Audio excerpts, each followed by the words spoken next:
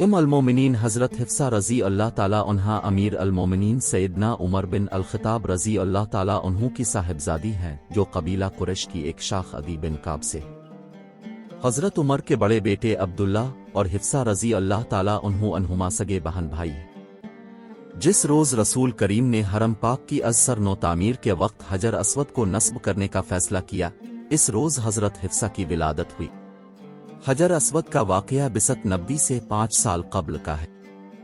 رسول اکرم کے نکاح میں آنے سے قبل ان کی شادی حضرت خنیس رضی اللہ تعالیٰ عنہ سے ہوئی، جو اولین مہاجرین میں سے ہیں۔ جب کفار نے مسلمانوں کو زیادہ تنگ کرنا شروع کر دیا تو حضور نے ان دونوں کو حبشہ ہجرت کا حکم دیا۔ حبشہ سے واپسی کے بعد دونوں میاں بیوی نے مدینہ منورہ ہجرت کی۔ حضرت حنسہ نے غزوہ بدر میں شرکت کی اور بہادری کے جوہر دکھائے اور زخمی بھی ہوئے۔ بعد میں انہی زخموں کے باعث فوت ہو کر مرتبہ شہادت پر فائز ہوئے۔ حضرت خنیس کی شہادت کے بعد حضرت عمر کو جوان سال بیٹی کی بیوگی کی فکر لاحق ہوئی تو اس وقت کے رواج کے مطابق انہوں نے حضرت عثمان بن عفان رضی اللہ تعالیٰ عنہ کو حضرت حفصہ کے رشتے کی پیشکش کی، جن کی رفیقہ حیات حضرت رقیہ بنت رسول اللہ فوت ہو چکی تھی، مگر انہوں نے عرض کیا کہ ابھی میں نے دوبارہ شادی کا ارادہ نہیں کیا۔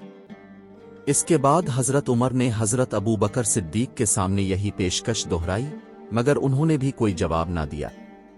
ان کی خاموشی سے دل برداشتہ ہو کر حضرت عمر بارگاہ رسالت میں حاضر ہوئے اور دونوں بزرگوں کی شکایت کی۔ رسول کریم نے مسکراتے ہوئے فرمایا، اے عمر، شہید کی بیوہ کے رشتے کی فکر کیوں کرتے ہو؟ حفصہ سے اس کی شادی ہوگی جو ان دونوں بزرگوں سے افضل ہیں، اور عثمان کی شادی ایک ایسی خاتون سے ہوگی جو سیدہ حفصہ سے افضل ہے۔ دراصل یہ بالواسطہ نکاح کا پیغام حضور کی طرف سے تھا۔ بعد ازاں حضور نے حضرت حفصہ سے نکاح کر لیا اور حضرت عثمان کو اپنی دوسری بیٹی ام کلثوم بیعہ دی۔ اس واقعہ کے بعد جب حضرت ابو بکر صدیق کی ملاقات حضرت عمر سے ہوئی تو انہوں نے کہا، تم اس بات کا میری طرف سے رنج نہ کرنا، در حقیقت رسول اکرم حضرت حفصہ کا ذکر مجھ سے فرما چکے تھے اور وہ آپ کی فکر مندی سے بھی آگاہ تھے، مگر یہ نبی کریم کا راز تھا جو میرے پاس امانت تھا، اس لیے میں آپ کو کوئی جواب نہ دے سکا۔ ہاں اگر نبی کریم نکاح نہ کرتے تو میں ضرور کر لیتا۔ مومنوں کے دکھ اور تکالیف پر پریشان ہو جانے والا رؤوف و رحیم آقا بھلا اپنے قریبی دوست حضرت عمر کی پریشانی سے کیسے غافل رہ سکتا تھا؟ وہ تو اپنے فاروق کی دل جوئی کے لیے وہی بات کریں گے جو عمر کے زخمی دل کے لیے مرہم ثابت ہو۔ حضرت عمر اس غیر متوقع خوشی سے اچھل پڑے کیونکہ صحابہ کرام کی رسول کریم سے رشتہ داری دنیا و آخرت کی سب سے بڑی سعادت تھی۔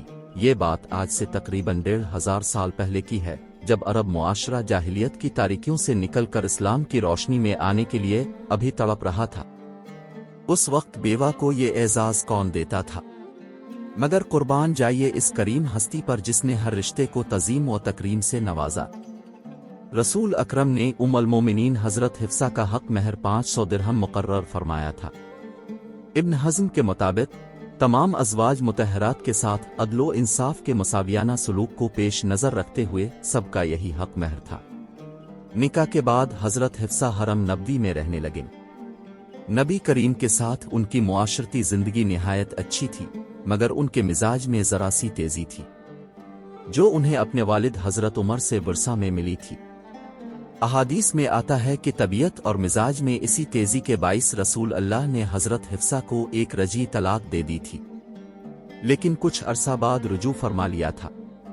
طبرانی میں حدیث مرقوم ہے کہ رسول اللہ نے فرمایا کہ میرے پاس جبرائیل تشریف لائے ہیں اور انہوں نے مجھ سے کہا کہ اب حضرت حفصہ کی طلاق سے رجوع فرما لیجیے، کیونکہ وہ بہت زیادہ روزے رکھنے والی اور بہت زیادہ نماز پڑھنے والی اور پرہیزگار خاتون ہیں اور جنت میں بھی اب کی زوجہ ہوں گی۔ حضرت حفصہ اخلاق و عادات کے اعتبار سے بہت اعلیٰ و عرفہ تھیں اور علم و فضل میں بھی انہیں کمال حاصل تھا۔ حضرت حفصہ کی تمام زندگی سادگی اور تقوی سے عبارت ہے۔ وہ ہمیشہ روزے سے ہوتیں، ذکر و عبادت میں مصروف رہتیں اور حاجت مندوں کی حاجات پوری کرنے میں اپنا سب مال صرف کر دیتی تھی۔ وہ سیرت پاک اور حدیث نبی کی حفاظت اور روایت کو اولیت کا درجہ دیتی تھیں۔ امام ذہب کے بیان کے مطابق ان سے مروی احادیث کی تعداد 60 کے قریب ہے۔ جب حضور اکرم اس دنیا فانی سے رحلت فرما گئے تو اس وقت حضرت حفصہ کی عمر 29 سال تھی، اور جب حضرت حفصہ کی عمر مبارک 60 سال سے تجاوز کر گئی تو وہ کمزور اور بیمار رہنے لگیں۔ انہیں اندازہ ہو گیا تھا کہ اب اس دنیا فانی سے کوچ کرنے کا وقت آ گیا ہے۔ اپنے شعبان 45 ہجری میں مدینہ منورہ میں انتقال فرمایا۔ حضرت امیر معاویہ رضی اللہ تعالیٰ عنہ کی خلافت کا زمانہ تھا، اور مروان بن الحکم مدینہ کے گورنر تھے۔ انہوں نے ہی نماز جنازہ پڑھائی اور نہ صرف کندھا دے کر جنت البقیع تک جنازے کے ساتھ گئے بلکہ دفن ہونے تک وہاں موجود رہے۔ حضرت ابو ہریرہ رضی اللہ تعالیٰ عنہ نے بھی جنازہ کو کندھا دینے کا شرف حاصل کیا۔